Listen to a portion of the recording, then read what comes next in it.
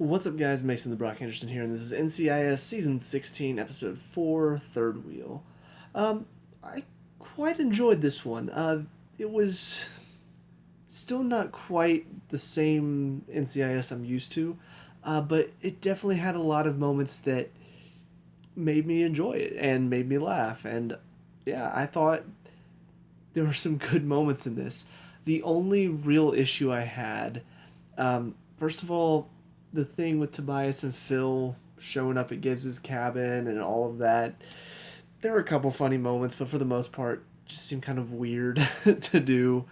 Um, and also, and this is not really, I mean, I don't know how else they could have done it, but it was pretty obvious to pretty much all of us, I'm sure, watching that this girl is obviously going to be the bad guy or she's going to be involved somehow. Because I don't know how they could have done it, but the fact that they just meet some random girl while they're out here searching for, the parachutes and trying to find out who, where this guy went that stole this money.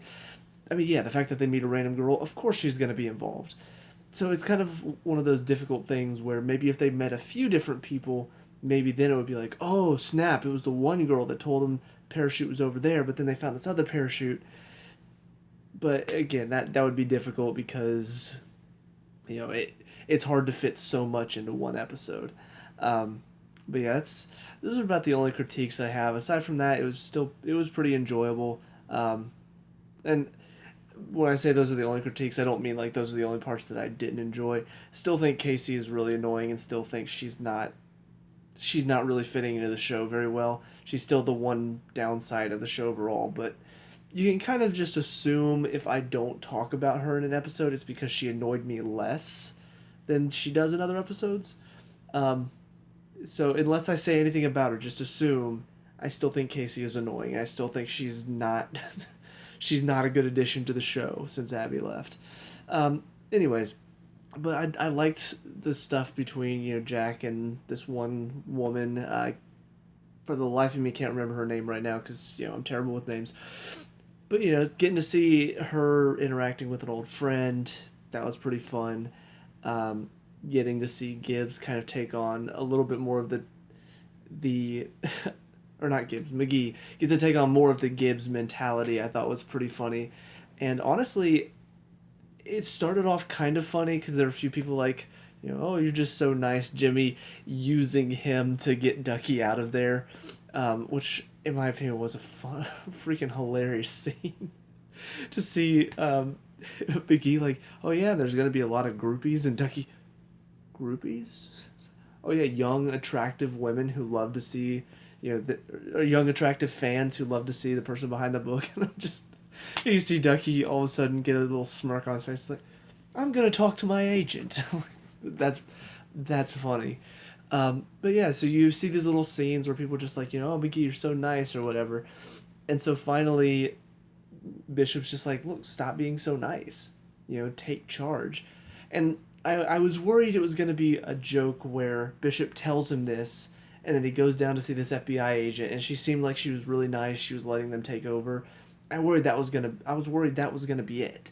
It's just make the joke. He goes down there, he's all rough and tough, and she's like, "Geez, what's up with you guys?" And he gets all embarrassed, like, "I'm sorry, I'm not normally this mean. I thought you were coming to take over or something like that." But they actually took it and ran with it to where there's a moment where this FAA agent is kind of like, being a little wishy washy, like, "Oh, don't worry, we'll get it to you," and he's like, "No, I'm done being nice. Look, I need to know now if this woman got on this plane because she is on the run." And I'm like, yeah, that's a good scene for him. I don't know how long it's going to stay. I don't know if this is going to be just for this episode. Knowing NCIS, it probably will, unfortunately. But I thought it was a good scene for McGee, and I kind of do hope that they let him have that through this season. They let him take on a bit more of a leadership persona to where there are moments where he does play a little hardball and he says, "Look, I need this now," and he's not afraid to get mean to get the information that he needs. So yeah, overall, I enjoyed that story. Gibbs trying to hide out in his cabin, but then, you know, I didn't like Tobias and Phil I didn't like their banter as much. I didn't really like what they were doing with them. Both of them, arguing the whole time and the scoreboard or whatever. I didn't find that as funny, but I did like Gibbs's reaction. And I mean, let's just be honest. Gibbs is a great character. So most of the time you put him in a situation like this where he's having to deal with two annoying characters, you're going to get some great reactions out of Gibbs. Even if the annoying characters are annoying, I just love the fact that he takes Tobias's phone and calls NCIS just on the off chance that there's something he can do. And it just so happens that, yeah, there's a guy who stole a bunch of money who might have landed in your area. And he's just like, thank God, I can get out of this cabin and leave these guys behind. I don't know, it's a funny concept to see Gibbs go through that. So, but yeah, overall, a solid episode. It's NCIS, and it's what I enjoy about the show. A solid case, some funny moments. It's making me laugh. I'm somewhat engaged. I'm curious to see where this case is going to go. I'm curious to see how they're going to track down this woman. Even if I do figure as soon as they meet her, I'm like, okay, she's probably the going to be involved somehow. She's probably the bad guy. Even though I did figure that out early, I'm still intrigued. I'm still trying to figure out what's going on. Why is she involved? So yeah, in my opinion, that's what's good about NCIS is an intriguing case and good characters and making me laugh. So if you can give me that, then sure, I don't mind you putting out new episodes. It's the point where it started to drop off that I'm kind of like, why are you making another season if you're running out of ideas? But anyway, so that's it for this one. On to the next episode. See you there.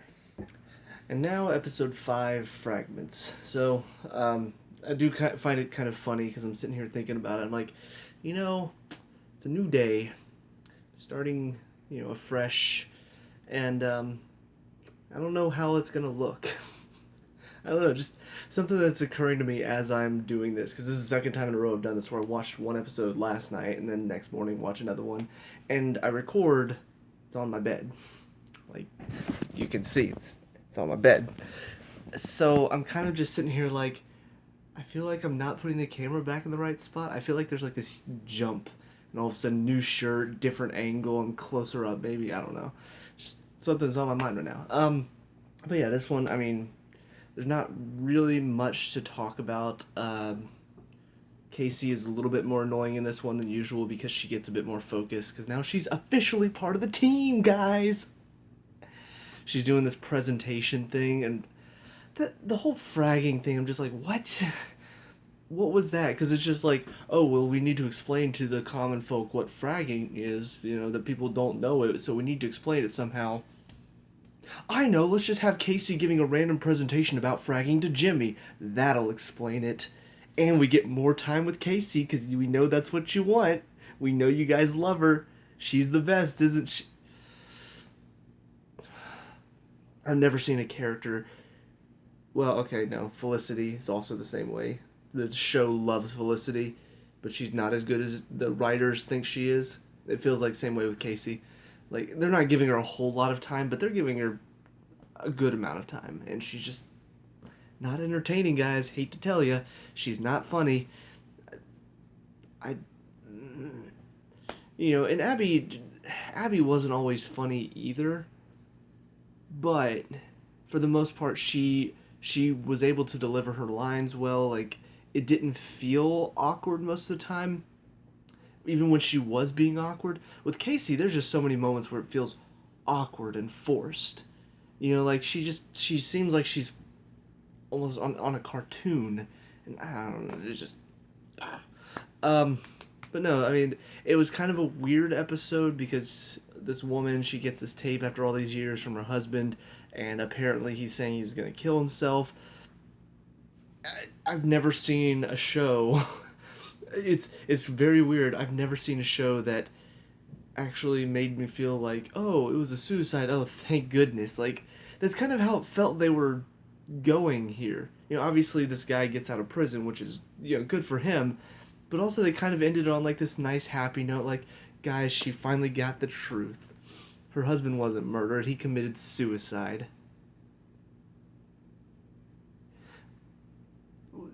Huh? Like, either way, it's awful, obviously. But just something about the fact that, like, they wanted us to feel good about it in the end. Like, no. He committed suicide. And honestly, I don't know why, really. I mean, I know they were in the Vietnam War and all that, but I don't know. I was just kind of confused as to why he did it in the first place. Like, I didn't really understand the reasoning. Like, I wasn't fully paying attention, to be perfectly honest. But it just, I don't know. I don't know why he did. And then, of course, this one guy passed out drunk, so he was told that he did it, and he was just like, yeah, well, when I passed out, I remembered feeling this murderous intent, so obviously I did it in a blackout state. Um, and so he's being all stubborn about it and not wanting to admit that maybe he didn't do it. And so that's why the story went on for so long. Um, but yeah, I don't know. Just I wish they would have explained it a little bit better. Like, from what I could understand, the guy who committed suicide and the guy that took credit for killing him, they like noticed there was this army that was coming their way, and I don't know exactly. I don't know what happened after that.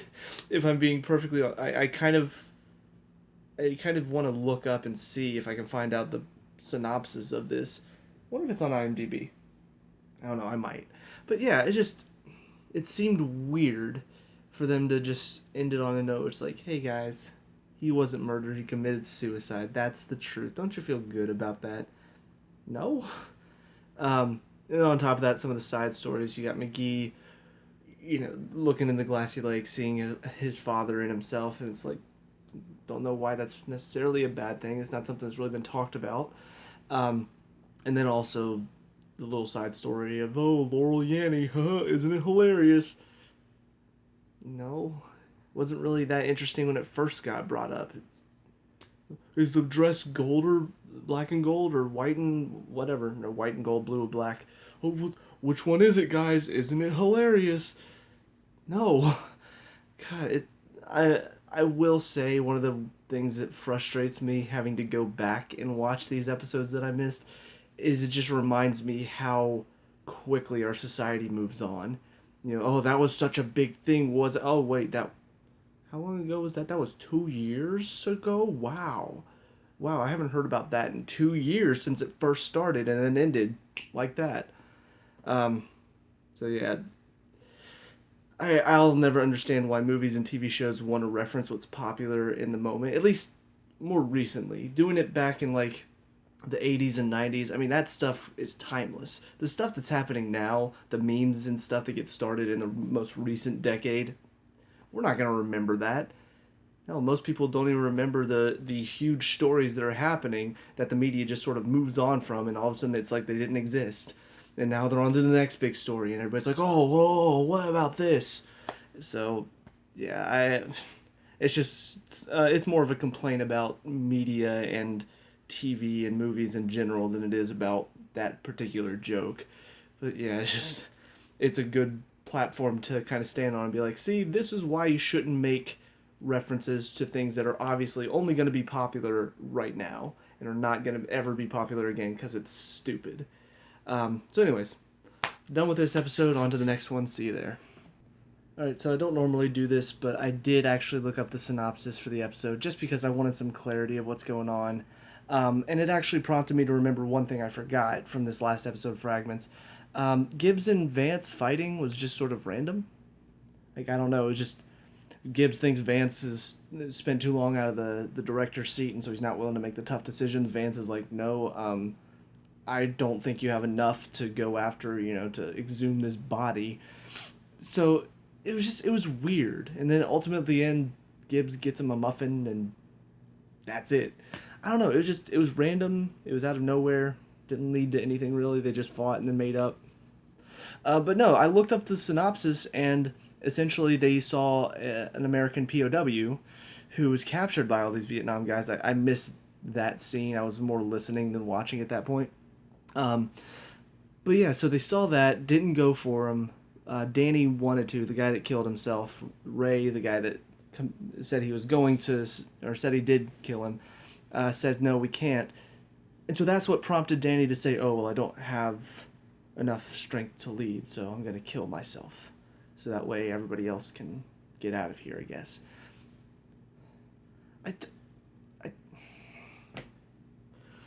now that I've read it, it makes even less sense to me. Maybe they're trying to say, oh, he had to make a tough decision because he wanted to go back because no man left behind, but he realized if he did, then that would kill everybody. So he just was like, I can't live with that decision. I don't know. I don't know what exactly they're going with this, but again, it still makes me feel weird that we end on a happy note whenever he killed himself instead of being murdered. Like it doesn't make any more sense now that I know the truth behind it. So, anyways, sorry, I don't even know if anybody's going to be watching this, but if you do and you see this part, I'm sorry. I just wanted to look it up and see if I was missing anything, and I really wasn't. Like, it still doesn't make sense after they've explained it to me, so here we are. Anyways, now officially on to the next episode. Now, episode 6, Beneath the Surface. So, this one, a better one, I think, than last episode for sure. But just, pretty solid case. You got a guy that Torres used to know, went to school with them. The guy failed out. And ultimately, he's a hitman, and they find out that, he was taken out probably by another hitman as well as a petty officer. And so essentially, it's about them trying to track down who killed him and also looking into the handler as well because a CIA agent once involved. Seems like he might be. Actually, if I'm not mistaken, I think he's the one who might have been talking to the one woman that Vance was talking to at physical therapy. I think that's the same guy. So, if I'm not mistaken, I'm pretty sure I said something along this line of it might not be bad guys. It might be like somebody looking in to make sure that they're not compromised because of what Hakeem did to them. So, yeah, I think that's what's going on. I'm not entirely sure. I might have to look back at that episode and see if that's who this was. But yeah, I mean, that's pretty much it for this episode. I mean, it's a fairly straightforward case. They're looking into seeing who is the one giving him all this stuff. It turns out it's this woman who, I guess, she was posing as his apartment landlord, I think. But anyway, the interesting stuff came in the side stories. First off, we see Torres is dealing with kind of this idea that he and this guy were very similar. Whenever he knew him, he knew that they were pretty close as far as like interests. Just this guy had a problem with authority and so dropped out.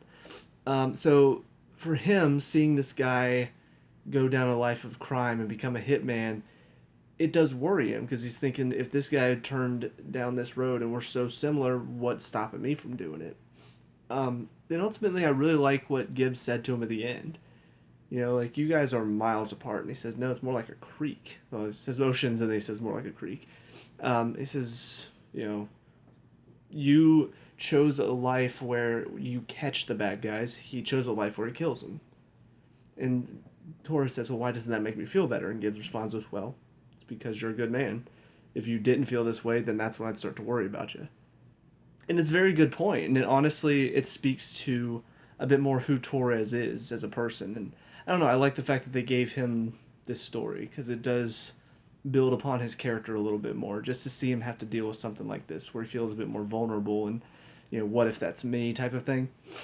The other thing, more of a funny story, Palmer dealing with this idea that, body switched, and then on top of that, he was hearing some voices and stuff, and like he's going crazy. He's just like, I don't know what's going on.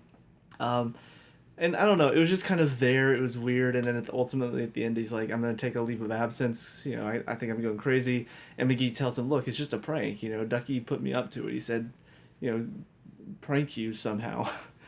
And so ultimately Palmer's just like, how could you do that? No, you don't do something like this.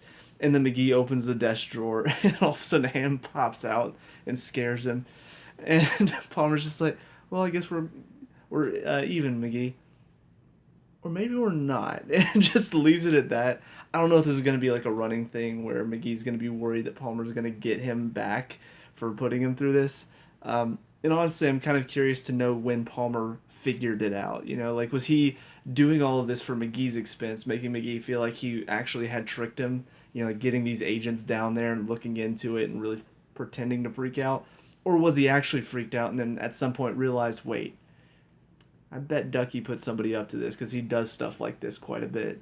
Um, so I don't know. I'm curious to see if this is actually going to come back because I think it would be kind of funny to see McGee kind of scared of Jimmy for the next few episodes. Like, guys, I pranked Jimmy really bad. I know he's coming back to get me. Like, I'm concerned, and even have like Ducky show back up and be like, oh yeah, you know, you do realize that Jimmy and I do this every year. Like, we prank each other really badly, and so if he says he's gonna get you back, it's gonna be a good one. I don't know. Probably not, just based on how I know NCIS goes, but I would love to see that a little bit more because that would be hilarious. Um, but yeah, overall, I mean that's pretty much it. Casey's still annoying. I feel like I'm gonna throw that in every episode. It's just still annoying. Oh god, I just don't get it. Don't get it. Yeah, Day 15 observation. I am loving this job. Okay, sure. Yeah, I totally believe that. The way you said that, it was so believable, not at all cartoony, and not at all just migraines. Anyways, but that's it for these 3 episodes. Let me know what you think down in the comment section below. What were your thoughts on these 3? Let me know. We can talk about and discuss all that good stuff. Leave a like and subscribe for your NCIS reviews, and I'll see you guys in the next one. Peace out.